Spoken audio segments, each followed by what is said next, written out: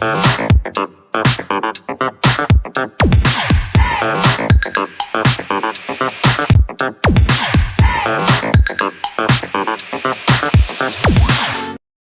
test is in 4 parts: Part 1, Part 2, Part 3, and Part 4. Now look at Part 1.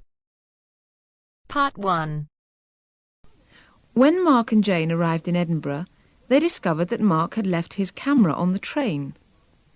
At the Lost and Found office, he has to fill in a lost property form. First, you have some time to look at questions 1 to 4.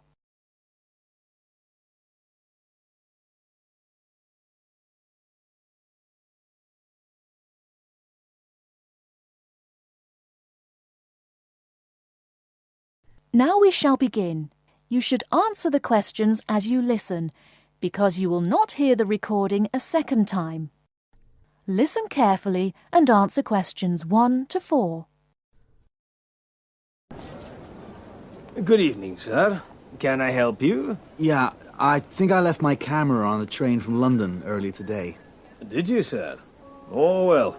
In that case, we'd better fill in a lost property form.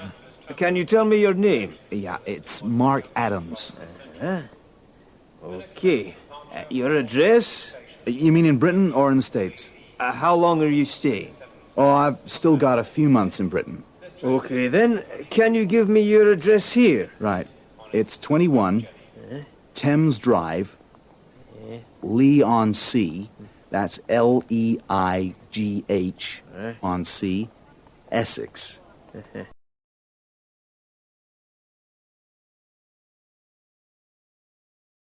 Before you hear the rest of the conversation, you have some time to look at questions 5 to 10.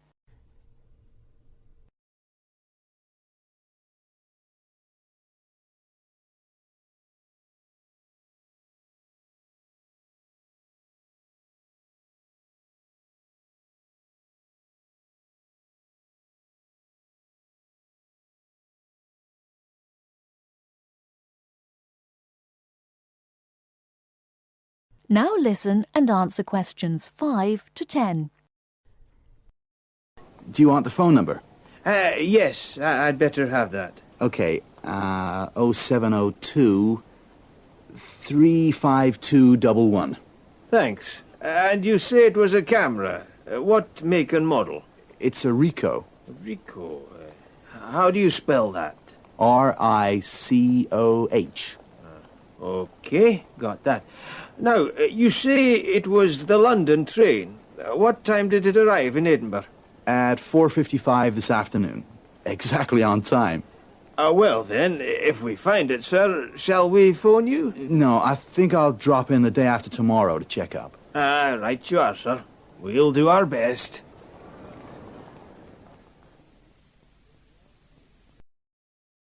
That is the end of Part 1.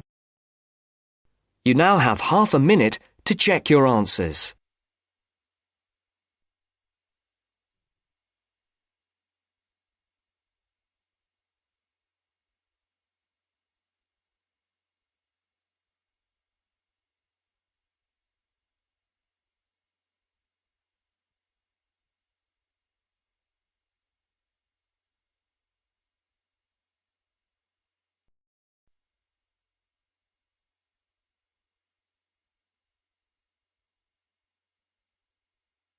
Now turns to Part 2.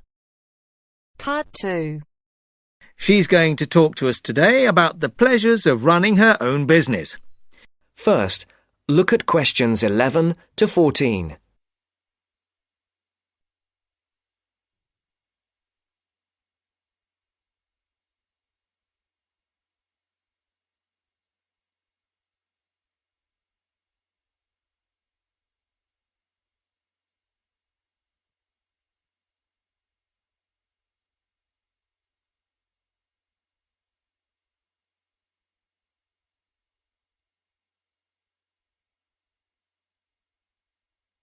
Listen carefully. Good morning and welcome to this month's Small Business Club meeting. I'm very pleased to welcome Amy Lynn, who owns and runs a catering business in the local area. She's going to talk to us today about the pleasures of running her own business. Amy. Thank you very much.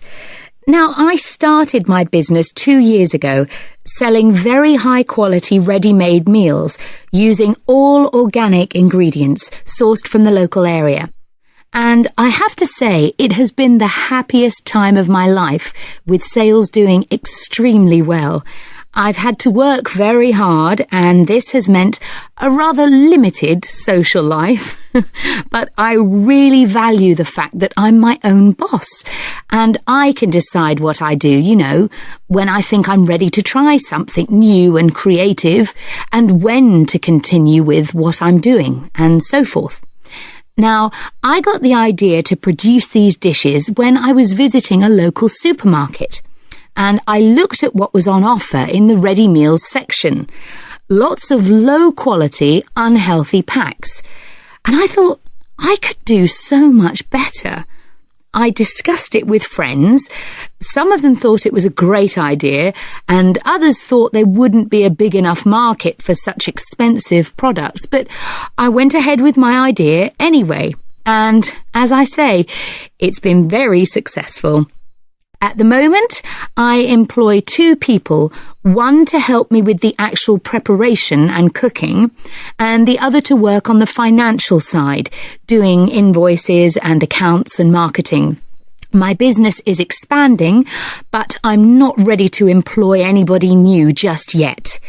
At the moment, I'm negotiating with a local organic farmer who would like to sell my meals at his farm shop. We've already agreed that I will sell in his shop in the new year, but I just don't know how much. It probably won't be enormous. My sales in total at the moment are only about £7,000 a month, and at least for the next few months, I don't plan on increasing that. I think the thing which will make me take on new staff is if I just feel too exhausted and stop enjoying what I'm doing. And plans for the long-term future are a little vague at the moment. I've been thinking that in a couple of years' time, I'll start to sell on the internet. My sales will increase quite a bit. I won't advertise because that might mean I would expand so fast that I couldn't continue to use all organic ingredients, and I'm very anxious to go on doing that. But I think I'll need a bigger kitchen and packing area, otherwise we'll get very cramped. Before the broadcast continues, look at questions 15 to 20.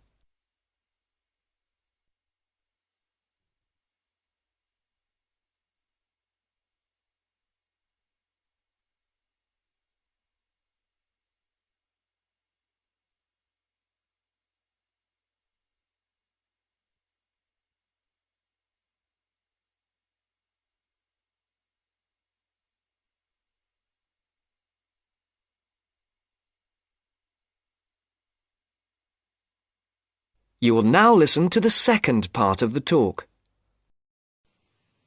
Now, I've emphasised how much pleasure I get out of running my own business, but of course, one of the quickest ways to lose heart is to try operating without sufficient capital. So, in the second part of my talk, I want to share with you how I got enough money to finance my business. The most significant part of my capital came from a grant from the Small Business Agency, or SBA, as everyone calls it. And this is how you go about getting it. The first thing you have to do is to draw up a business plan. Now, don't make this too long and complicated. I would say it should just be up to 2 pages in length. I've seen some people's efforts go up to 10 pages. Well, frankly, I don't think anyone will read it if it's that long. The next thing is it's worthwhile getting it checked. Now, don't rely on an accountant for this. Your best bet is to go to your bank and get them to look through it. Only if they're happy should you go ahead with your application. If all is well, then you should finalise your submission. Then your next step is to send it to the SBA. Now, they advise you not to do this by email, but by post. However, they say this situation might change in the near future. So, when the SBA receive your grant application, they'll judge whether your business idea is interesting, that is, likely to benefit from their grant. If they think it's good, they'll invite you to interview. And then the successful candidates can get a maximum of £20,000. I got £18,000, which wasn't quite the top amount, but still enormously useful, as you can imagine. Now, if there are any questions, I'll be happy to answer them.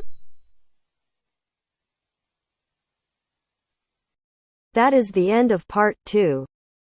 You now have half a minute to check your answers.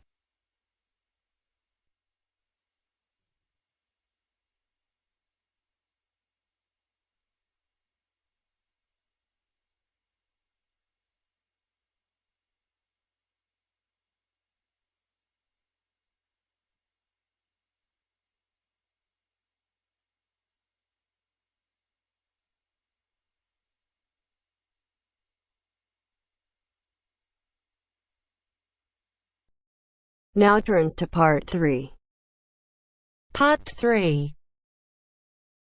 You will hear a conversation between two students who will discuss a project they're working on together. You have 30 seconds to look at questions 21 to 27.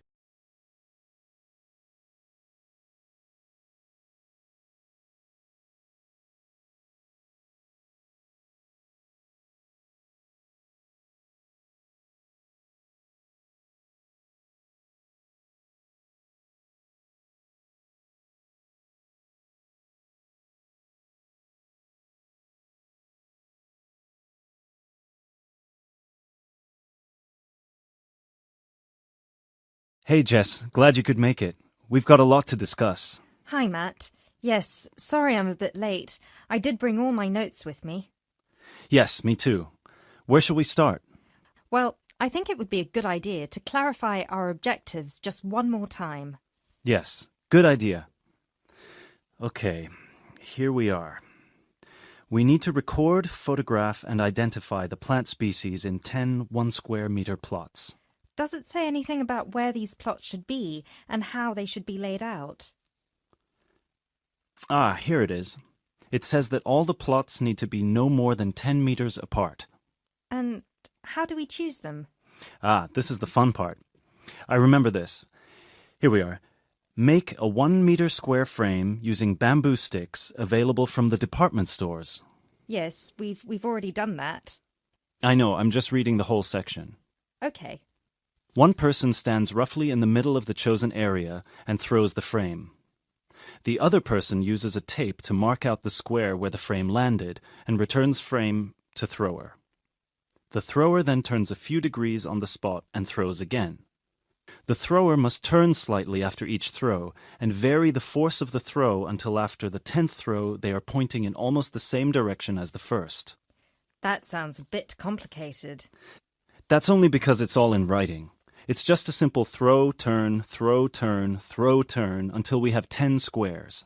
And I guess you want to do the throwing. Well, if you don't mind. I'm sure you'll be more accurate at marking the squares. Yes, I am sure I am, and I'm sure you've got a stronger throwing arm.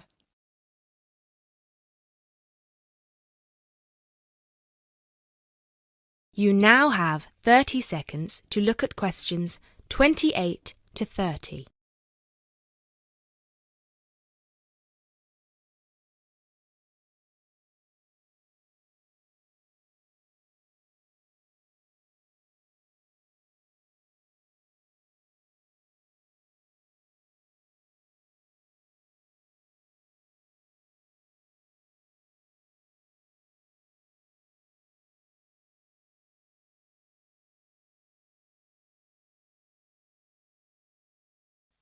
Okay, good. We've got that sorted. Now we need to decide where to go. Yes, I've been thinking about that and I've brought the map. Ah, well done. I forgot mine. Now, I've identified 3 possible locations, but they've all got some disadvantages. Okay, fire away. Well, the area around this lowland marsh could be interesting. There'll be a lot of interesting water plants here. Looks good, but what's the problem? Mainly that it's already a designated nature reserve, and I think there's already been a lot of research done here. Ah, I see. Well, I'd rather do something that's new and can be useful. I agree. That's why I identified this area further west. See, here, behind the beach. Oh, yes, I see. That area there, where it's flat, but quite high. Exactly. If you look a bit further inland, you'll see that there are hills which will protect that area from strong north winds. I see. Excellent. But what's the problem? Just that it may not be very interesting. We know that the geology there is not conducive to a wide variety of plants. I agree. So what's your last idea? Well, I think this one is a bit of a winner, although I did want to show you the other two. Look up here on the north coast. Where? See this bay? Well, I know that there's been quite a lot of studies done here, but a bit further to the east, behind this headland. No one has ever looked at that. Well, I certainly couldn't see any studies. That is interesting. And the plant life could be a bit different because of the shelter from the wind the headland provides. Exactly. Brilliant, Jessica. That's a great idea. We'll go there. Thanks. Now all we have to decide is when is a good time. That is the end of part 3. You now have half a minute to check your answers.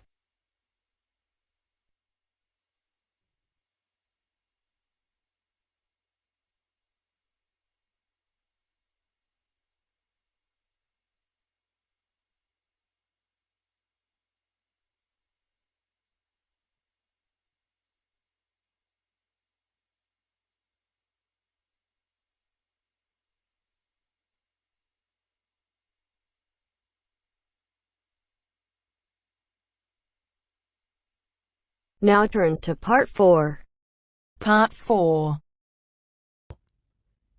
You will hear Rebecca Bramwell, an artist and illustrator, giving advice on how to get your first job or commission as an artist. First, you have some time to look at questions 31 to 35.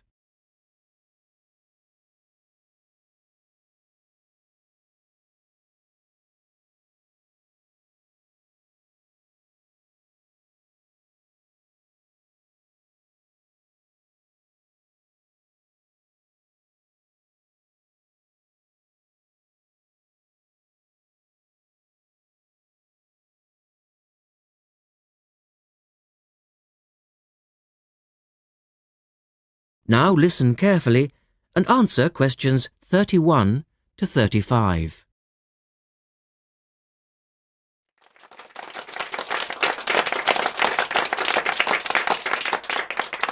I'd like to introduce Rebecca Bramwell, an artist and illustrator who has come along today to talk to you all about getting your first job or commission as an artist. Over to you, Rebecca.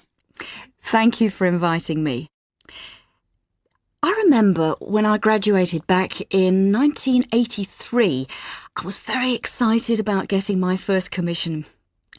My degree was in fine art and I'd worked long and hard to get it. I was an enthusiastic student and I never found it difficult to find the incentive to paint. I think as a student you're pushed along by fellow students and tutors and the driving force is there. However, when you leave college, you find yourself saying things like, I'll have one more cup of coffee and then I'll sit down to work. I hate to admit it, but I say it myself. Suddenly, it isn't finding the inspiration or getting the right paper that's a problem. It's you. In my view, there are a number of reasons why this happens. It's a real challenge making a decent living as a new artist. You have to find a market for your work. Often you work freelance and need to take samples or portfolios of your work from place to place. These experiences are common to a lot of professional people. But artists also have to bare their souls to the world, in a way. More than anything, they want praise. If people don't like what they create, then it can be a very emotional and upsetting experience hearing them say this. I began to realise that these problems were preventing me from having a career in art, and so I decided to experiment. I was a painter, but I started to dabble in illustration, drawing pictures for books, cards, and this offered me the opportunity to become more emotionally detached from my work. I was no longer producing images from the heart, but developing images for a specified subject, taking a more practical approach. I began to develop a collection of my illustrations, which I put into a portfolio and started to carry around with me to show prospective clients and employers. But it was still tricky because publishers, for example, want to know that your drawings will reproduce well in a book. But without having had any work published, it's hard to prove this. Having a wonderful portfolio or a collection of original artwork is, of course, a first step. But what most potential clients would like to see is printed artwork, and without this evidence, they tend to hold back still when it comes to offering a contract. Look at questions 36 to 40.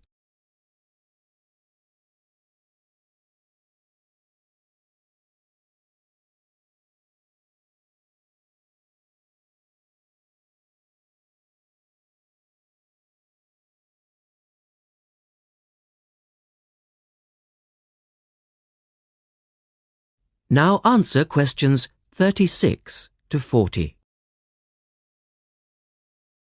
Well, I overcame this problem in two ways.